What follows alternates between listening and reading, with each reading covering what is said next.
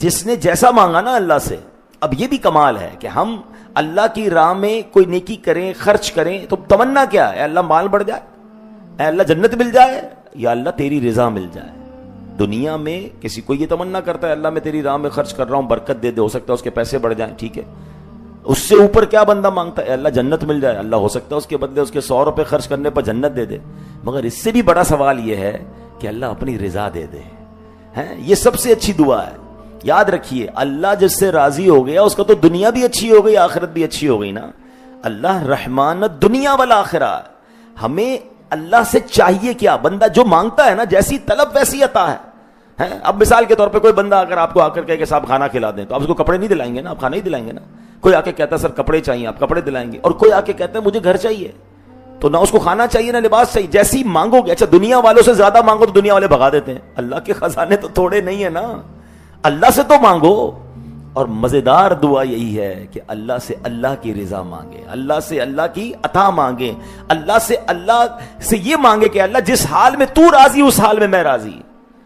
مثال کے طور پہ آپ کا بچہ ہے, کوئی بچہ آ کر کہتا ہے کہ ابا جان مجھے یہ کھانا کھانا ہے. کوئی آ کر کہتا ہے مجھے اتنے پیسے چاہیے, اور کوئی کہتا ہے ابو جس میں آپ راضی نہ میں راضی. بتاؤ ان تینوں میں کس پہ زیادہ پیار آئے گا؟ آپ کس کو زیادہ خوش کریں گے کہ یار یہ اپنے لیے کچھ مانگ ہی نہیں رہا, یہ کہہ رہا ہے جس میں آپ راضی اس میں میں راضی. ایسا ہی ہے نا, بلا تمثیل. اللہ کی کوئی اولاد نہیں ہے, ہم تو بندے ہیں اللہ کے. لیکن بندہ جب اللہ سے یہ کہتا ہے نا, اللہ جس حال میں تو راضی اس حال میں میں راضی, میرے لیے جو حال تیرے نزدیک اچھا وہ کر دے, تو وہ تو سخیوں کو بھی دینے والا ہے, وہ کریموں کو کرم دینے والا ہے. جب وہ بندے کی یہ کیفیت دیکھتا ہے نا کہ بندہ رب کے سامنے سر جھکائے بیٹھا ہے, اے اللہ مجھے کچھ نہیں تیری رضا چاہیے. حضرت ابراہیم کے ساتھ کیا ہوا تھا؟ حضرت ابراہیم کو جب آگ میں ڈالا جا رہا تھا, آپ کے پاس فرشتے آئے تھے. میری اور آپ کی اوقات کیا ہے, ان کا مقام دیکھے خلیل اللہ کا, کہ فرشتے آئے کہ حضرت ہمیں کہیں ہم بارش برسا دیں, ہمیں کہیں ہم ہوا چلا دیں, یہ آگ ختم کر دیتے ہیں. حضرت ابراہیم نے کہا مجھے تمہاری کوئی مدد نہیں چاہیے. جب آگ میں ڈالا جانے لگا, حضرت جبریل آئے اور آ کر کہتے ہیں اے ابراہیم ہم سے مدد نہیں مانگتے, اللہ سے تو مانگ لو. اللہ سے ہی کہہ دو نا کہ آگ بجھ جائے, آگ تمہیں تکلیف نہ پہنچائے. توکل کا لیول دیکھیں. حضرت ابراہیم کیا کہتے ہیں, رب دیکھ رہا ہے نا, مجھے آگ میں ڈالا جا رہا ہے, اللہ دیکھ رہا ہے نا, اگر اس نے بچانا ہوگا تو بچا لے گا, اور اگر اسی میں راضی ہے تو میں بھی راضی ہوں. نتیجہ کیا نکلا؟ اللہ نے جلنے دیا کیا؟ راکھ ہو گئے. ہائے ہائے, اللہ نے آگ کو حکم دیا, کلنا یا نار کونی برداً وسلاما علی ابراہیم, اے آگ ٹھنڈی اور سلامتی والی ہو جائے ابراہیم پر. اور آگ کیسی ہوئی کہ حضرت ابراہیم کو نہ ٹھنڈ لگی نہ گرمی لگی. کئی دنوں بعد آگ سے باہر آتے ہیں اور آپ کا بال بھی بیکا نہیں ہوتا ہے. جسے اللہ رکھے اسے کون چکھے. یہ بات ہے تھوڑی باریک, سمجھ نہیں آتی ہر کسی کو, یہ تھوڑا سا لیول دوسرا ہے. ہم اللہ سے یہ چاہتے ہیں کہ اے اللہ مجھے اس حال میں رکھ جس میں میں راضی ہوں. جس دن یہ سمجھ آ گئی نا آپ کو کہ اے اللہ اس حال میں رکھ جس میں تو راضی ہے, اے اللہ تجھ سے تیری رضا چاہیے, بس مالک تو راضی ہو جا. جس دن آپ اس لیول پر جا کے اللہ سے مانگنے لگو گے نا, پھر دیکھو اللہ کیا عطا فرماتا ہے. قریب اپنی شان کے مطابق دے گا نا.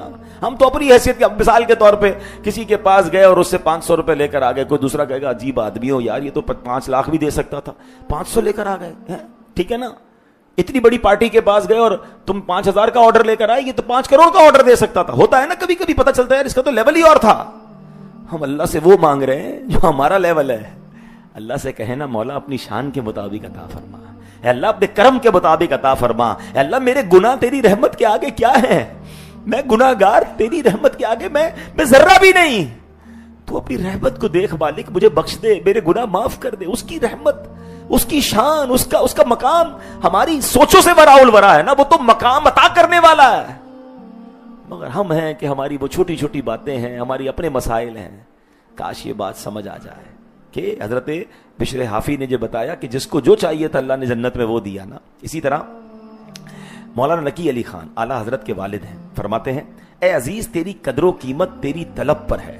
جو اللہ پاک کی جناب سے دنیا طلب کرتا ہے اللہ اسے دنیا عطا کی جاتی ہے, اور جو آخرت چاہتا ہے اسے آخرت دی جاتی ہے. اور یہی بات رب نے قرآن میں فرمائی. اللہ فرماتے ہیں من کان یرید ثواب الدنیا فعند اللہ ثواب الدنیا والآخرہ وکان اللہ سمیعا بصیرا.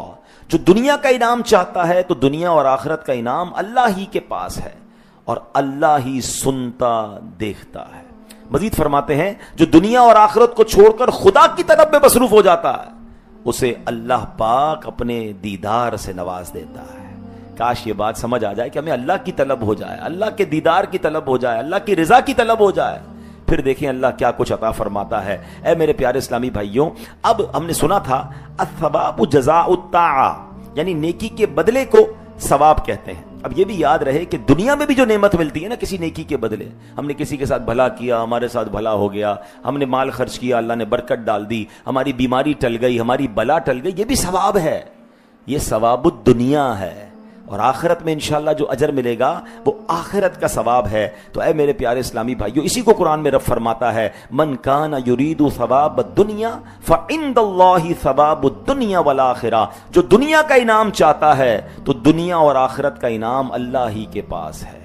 لیکن جو دنیا کی واہ واہ چاہتا ہے, اس لیے خرچ کروں کہ لوگ سخی کہیں, اس لیے جناب لوگوں میں نیکی کی دعوت دوں کہ لوگ مجھے عالم کہیں, اس لیے میں جناب لوگوں کی مدد کروں کہ لوگ مجھے مددگار کہیں, تو یہ آپ نے دنیا طلب کی نا, آپ کو نہ دنیا کا کوئی فائدہ ہوگا نہ آخرت کا ہوگا, کیونکہ آپ تو واہ واہ چاہتے ہیں, اخلاص تو نہیں ہے.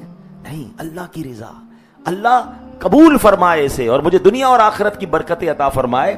نیکی کرتے وقت یہ نیت ہونی چاہیے لمثوبۃ من عند اللہ خیر, تو اللہ کے یہاں کا ثواب بہت اچھا ہے. تو اے میرے پیارے اسلامی بھائیوں, اب جب آپ حلال کے ذریعے, اب آج کل کیا ہوتا ہے, ہر چیز کے دو طریقے ہیں, بندہ گناہ کے ذریعے بھی پیسے کمانے والے کما رہے ہیں اور حلال کے ذریعے بھی کما رہے ہیں. حلال بظاہر تھوڑا ہوتا ہے مگر اس میں اللہ برکت ڈال دیتا ہے. حرام بعض اوقات بہت زیادہ ہوتا ہے, کبھی ڈاکٹر لے جاتے ہیں, کبھی ڈاکو لے جاتے ہیں, کبھی ٹینشن اور بیماریاں آ جاتی ہیں. کیا کرنا ہے اس حرام کا؟ ہم اس بات پر یقین رکھیں کہ جو میرے نصیب میں ہے وہ مل کر رہے گا. اور حلال میں برکت کیسی ہوتی ہے, ایک بڑا کمال کا واقعہ آپ کو سناتا ہوں. بر صغیر کے ایک بڑے بزرگ ہوئے ہیں حضرت ملا جیون رحمت اللہ تعالی علیہ. آپ مغل بادشاہ اورنگزیب رحمت اللہ تعالی علیہ کے استاد تھے. ملا جیون معاشی لحاظ سے بڑی نارمل زندگی گزارتے تھے, بڑی مطلب جس کو کہیں کہ نارمل مڈل کلاس. ایک بار اورنگزیب کہیں جا رہا تھا, اس نے اپنے استاد سے ملاقات کی اور ایک تحفے میں ایک چونی پیش کی, ایک سکہ تحفے میں دیا اور سفر پر چلا گیا. کئی دنوں بعد جب واپس آیا تو ملا جیون رحمت اللہ تعالی علیہ کے حالات بدلے ہوئے, آپ تو امیر و کبیر ہو گئے, آپ کے پاس ٹھیک ٹھاک مال آ گیا. تو بادشاہ کہتا ہے استاد صاحب میں جب گیا تھا تب تو آپ اتنے ویل آف نہیں تھے, اب اتنے تھوڑے عرصے میں 2-4 مہینے میں آپ تو مالدار ہو گئے, کیا وجہ ہے؟ تو ملا جیون کہتے ہیں کہ آپ میرے پاس آئے تھے, مجھے آپ نے ایک سکہ دیا تھا, سکہ دے کر آپ تو چلے گئے, جب سے سکہ دیا میرے مال میں برکت ہی ہونا شروع ہو گئی, ہر چیز میں برکت ہو رہی ہے. تو بادشاہ اورنگزیب کمال کا بندہ تھا, وہ کہتا ہے میں آپ کو بتاتا ہوں کہ اس سکے کی حقیقت کیا ہے. اور اس نے بادشاہ نے اپنے سپاہی کو کہا کہ فلاں محلے کے ایک تاجر کو بلاؤ اور اس کو کہو اپنا روزنامچہ لے کر آئے. تاجر کو بلایا گیا, تاجر کو کہا کہ فلاں دن کا اپنا ڈیلی لیجر جس کو ہم کہتے ہیں نا وہ کھولو, بتاؤ تم نے کیا کیا کیا خرچ کیا تھا. وہ بتاتا رہا, اس کو پیسے دیے, اس کو پیسے دیے, فلاں کو دیے. کہتا ہے میں نے ایک بندے کو ایک چونی بھی دی تھی مزدوری میں. کہا وہ مزدور کون تھا؟ تاجر کہتا ہے صاحب بڑا عجیب ماجرا ہے. کیا ماجرا ہے سناؤ. تو وہ تاجر کہتا ہے کہ بات یہ ہے کہ ایک بار بارش ہو رہی تھی, رات کا وقت تھا, میری چھت ٹوٹ گئی, میں باہر نکلا, مجھے کوئی مزدور نہیں ملا, ایک شخص نظر آ گیا, میں نے کہا ذرا میرے گھر کی چھت بنا دو, میں تمہیں مزدوری بھی دوں گا. وہ رات بھر کام کرتا رہا, میرے گھر کی چھت بنائی, اور جب فجر کی اذان ہو گئی تو وہ بندہ جب جانے لگا تو میں نے کہا بھائی مسئلہ یہ مزدوری کے پیسے میرے پاس نہیں ہے, ایک چونی ہے وہ لے لو, پھر کبھی تمہیں تمہاری اجرت مزید دے دوں گا, اپنا نمبر اپنا رابطہ وغیرہ دے دو. تو وہ مزدور کہتا ہے بس میرے لیے اتنا ہی کافی, اور وہ چلا گیا. جب وہ تاجر نے یہ سارا واقعہ سنایا نا تو بادشاہ اورنگزیب کہتا ہے حضور وہ مزدور میں ہی تھا, میں رات کو نکلا تھا, اس بندے کی گھر چھت ٹوٹ رہی تھی, میں نے چھت بنا دی, یہ ایک چونی میں نے بڑی محنت سے حلال کی کمائی تھی, اور وہی حلال کا سکہ میں آپ کو تحفے میں دے کر گیا تھا, اور آپ کا کہنا یہ ہے کہ اللہ نے اس سکے میں اتنی برکت ڈال دی کہ آپ مالدار ہو گئے. اس واقعے سے سیکھنے کو کیا مل رہا ہے؟ بعض اوقات حلال کے چند روپے اللہ اس میں وہ برکت ڈال دیتا ہے جو ہمارے وہم و گمان میں. اچھا یہ واقعہ تو قرآن میں ہو, آپ نے جس نے قرآن پڑھا ہے سورہ بقرہ میں کیا واقعہ ہے؟ ایک باپ اپنے بچے کے لیے چھوٹی سی بچیا چھوڑ کے گیا نا, جانور چھوڑ کے گیا, چھوٹا سا گائے کا بچہ, مگر حلال تھا نا. اللہ نے اس حلال میں برکت کیسی ڈالی کہ وہی گائے کا بچہ سونے کے وزن کے مطابق بیچا جا رہا ہے. بیچا بچہ اس زمانے کا ملینئر ہو گیا. کیسے؟ حلال چھوڑا تھا. آج لوگ کہتے ہیں بچوں کے لیے کچھ تو چھوڑنا ہے نا جناب, میں جو بھی کر رہا ہوں ڈبل محنت کر رہا ہوں, اگر گڑبڑ کر بھی رہا ہوں تو بچوں کے لیے کر رہا ہوں. او بھائی, بچوں کے لیے حرام چھوڑ کر جاؤ گے تو بچے حرام کام کر کے برباد کر دیں گے. تم میری اور آپ کی ذمہ داری یہ حلال چھوڑ کے جائیں اور بچوں کی اچھی تربیت کر کے جائیں. اللہ اس تھوڑے حلال میں بھی برکت ڈال دے گا. کہ آپ میں ایسے کچھ لوگ نہیں ہیں کہ جن کے ماں باپ بہت تھوڑا چھوڑ کر گئے تھے, آج اللہ نے آپ کو ترقی دے دی, کیسے مل گئی ہے؟ ماں باپ نے تربیت اچھی کی ہوگی کہ اس تھوڑے کو بھی آپ نے صحیح استعمال کیا اور اللہ نے فضل بھی فرمایا, برکت ہو گئی. اور کئی ایسے ہیں جن کے ماں باپ کروڑوں چھوڑ کر گئے, ان کے گھر بک گئے, وہ مقروض ہو گئے, وہ بیچارے در در کی ٹھوکریں کھا رہے ہیں. بھائی تم تو اربوں پتی ماں باپ کے بیٹے تھے, ماں باپ نے مال تو چھوڑا مگر تربیت نہ کی. وہی مال شراب میں, وہی مال جوئے میں, وہی مال غلط کاموں میں. اب سمجھنا یہ کہ لیگیسی کیا چھوڑنی ہے, بچوں کو مال چھوڑ کے جانا ہے یا بچوں کی اچھی تربیت کر کے جانی ہے, انہیں حلال حرام کی تمیز دے کر جانی ہے, انہیں جناب صدقہ خیرات کی ترغیب دے کر جانی ہے, اللہ پر بھروسہ سمجھا کے جانا ہے, یا بس بچے کو بھی یہ سکھانا ہے بیٹا میں بھی مال جمع کر رہا ہوں تو بھی جمع کر, پیسے ہوں گے تو سب کچھ ہوگا ورنہ کچھ نہیں ہوگا. تو بچے کو تو پیسے کا پجاری بنا دیا ہم نے. نہیں, یہ لیگیسی سمجھانی ہے. اور یہی بات ہے کہ ایک چمنی تھی, اس نے کہاں سے کہاں پہنچا دیا.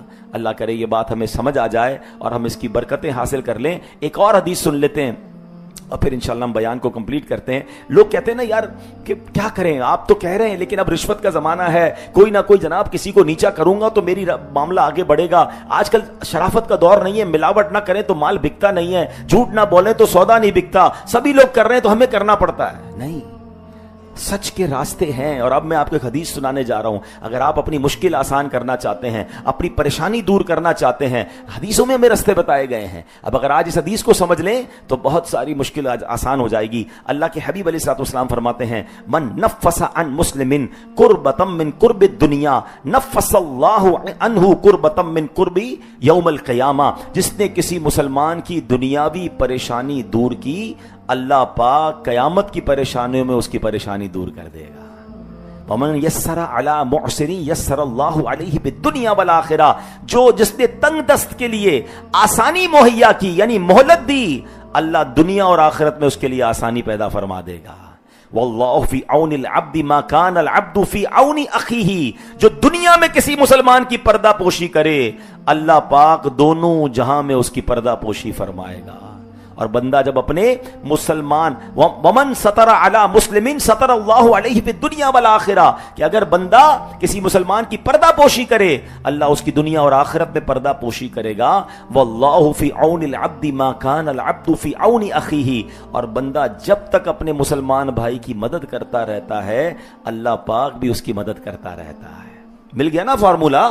آپ کو اللہ کی مدد چاہیے, آپ مسلمان کی مدد کریں, اللہ مدد کرے گا. آپ چاہتے میرے عیب نہ کھلیں, دنیا میں بھی نہیں آخرت میں بھی نہیں, آپ مسلمانوں کے پردے ڈھکیں, آپ مسلمانوں کی پردہ پوشی کریں. نہیں, ہمیں تو پتہ چلنے کی دیر ہے. اچھا اس کی بیٹی نے یہ کیا ہے, اس کے بیٹے نے یہ کیا ہے, اچھا وہ یہ کاروبار کرتا ہے, فوراً میسج, فوراً دوستوں کو فون. اگر مجھے بیان میری بہنیں سنیں, عورتوں میں بھی بڑا ہوتا ہے, اچھا اس کے رشتہ پتہ ہے کیوں ٹوٹا, اس کے گھر میں پتہ ہے معاملہ کیوں ہوا. کیوں آپ نے ڈسکس کرنا ہے کسی کا معاملہ؟ ہم سب انسان ہیں, ہم سب کے پرابلمز ہیں, ہم سب کی غلطیاں ہو سکتی ہیں, ہم فرشتے نہیں ہیں. لیکن اگر کوئی بندہ دوربین لگا کے عیب ہی ڈھونڈ رہا ہے تو ایک بات یاد رکھنا, اگر آج آپ کسی کے عیب ڈھونڈ رہے ہو, کل آپ کے عیب کھلیں گے. اور ہم میں سے کہتے ہیں ایک انگلی کسی کی طرف اٹھاؤ تو یہ 3 انگلیاں آپ کی طرف ہو رہی ہیں. ہم کیا سب دودھ سے دھلے ہوئے؟ اللہ سے دعا کریں, اے اللہ میرے بھائی کے عیب کھل گئے, اس کے بھی چھپا دے, میرے بھی چھپائی رکھنا. پتہ چل بھی جائے, ہمیں کیا ضرورت ہے. اللہ کرے میری یہ بات وہ رپورٹرز, وہ کالم نگار, وہ اینکرز, وہ سوشل میڈیا انفلوئنسر سنیں کہ جو جب دیکھو کسی کے کپڑے اتار رہے ہوتے ہیں. ارے آج آپ کسی کے چند ویوز کے لیے کسی کا اسکینڈل, کسی کے گھر کی باتیں, کسی کی باتیں کیوں بیان کرتے ہیں؟ اس سے کیا فائدہ ہے؟ حدیث پاک ہم نے سنی ہے, جو کسی مسلمان کے عیب ڈھکتا ہے اللہ اس کے عیب ڈھکتا ہے. وہ الگ بات ہے کسی کو اس لیے جناب ایکسپوز کرنا کہ دوسرے لوگ بچ جائیں, اس کی الگ صورتیں ہیں, مگر ہر جگہ یہ صورت نہیں ہوتی. دوستوں میں, خاندانوں میں, کاروباری لوگوں میں, مارکیٹ میں بدنام کر دیں گے کسی کو. نہیں میرے پیارے اسلامی بھائی, اگر آپ چاہتے ہیں دنیا اور آخرت میں ہمارے عیب چھپے رہیں, واللہ اگر عیب میرے اور آپ کے کھل گئے نا, ہم مارے جائیں گے. اللہ سے دعا کریں کہ اللہ میرے عیب چھپائی رکھ جائیں. ابھی بھی چھپائے ہیں نا, لوگوں کو تو نہیں پتا ہم کیا گناہ کرتے ہیں, اللہ نے چھپائے ہیں. اللہ سے دعا کریں کہ اللہ آخرت میں بھی چھپانا، مرتے وقت بھی چھپانا، موت کے وقت ظاہر ہو جاتا ہے، کچھ لوگوں کا چہرہ کالا ہو جاتا ہے، اللہ سے دعا ہے اللہ موت بھی شان والی دینا، ایمان والی دینا، ہمارا پردہ رکھی مالک، لیکن آپ بھی تو رکھے نا لوگوں کا پردہ۔ اور اس حدیث میں کیا ہے کہ جو کسی مسلمان کے لیے آسانی کرتا ہے اللہ اس کے لیے آسانی کر دیتا ہے۔ سمپل فارمولا، آپ چاہتے ہیں نا یار کاروبار بڑا ڈیفیکلٹ ہو گیا ہے، مسائل بہت سارے ہو گئے ہیں، فیملی کے مسئلے حل نہیں ہو رہے، آپ سمجھ رہے ہیں یار فلاں معاملہ بڑا ٹپیکل ہو گیا، آسانی نہیں مل رہی، سب کاموں کو سائڈ پہ کریں، دیکھیں یار آس پاس کون مشکل میں ہے، کوئی سید زادہ ہے، کوئی آل رسول ہے، کوئی میرا رشتہ دار ہے، کوئی میرا ملازم ہے، کوئی تکلیف میں ہے نا، آپ اپنی پرابلم کو تھوڑی دیر کے سائڈ پہ کریں۔